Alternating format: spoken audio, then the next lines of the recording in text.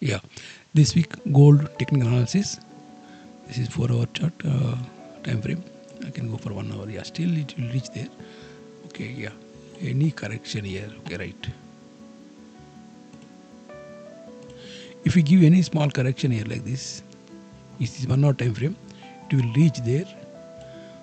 It 4475 around that area. It will reach there. Max. It will reach there. Look for any buy setup.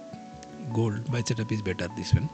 But look for proper setup. Without setup, no trade. Okay, that is the principle. No setup, no trade. Don't go for without stop loss. No more big risks. Okay, right. Thank you.